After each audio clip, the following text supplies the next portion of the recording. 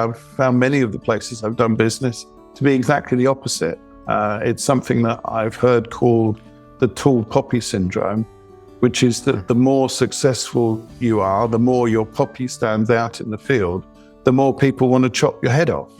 And I've felt in a number of countries that success is disliked and is regarded as something that should not be your target. And that's somewhere that I don't want to be. And so I've decided that those countries I'm not going to spend much time in. Yeah, and I also see this, so this is, yes, it's cultural, it's a part of specific countries, but I also see this in people who grow up in those countries. Now, even when they move out or even when they are becoming an entrepreneur, they let themselves, they shortchange themselves or they underestimate themselves because they fear standing out, right? Because they really feel that being successful is doing a disservice to others in some way.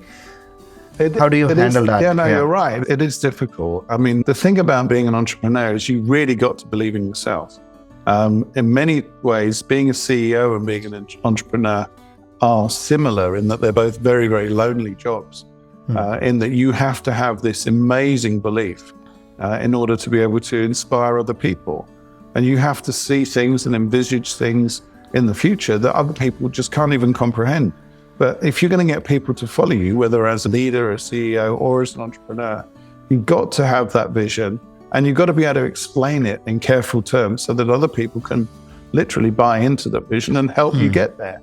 So if you come from an environment where being successful is not seen as a good thing, somehow you've got to work out how to get around that, because it definitely will reduce your ability to succeed. Maybe I'm a little bit too much of a sort of traditionalist or a capitalist, but I think we need entrepreneurs, we need leaders, and we need people who are going to succeed and be driven by that success. Otherwise, society won't address the key challenges that it has to address.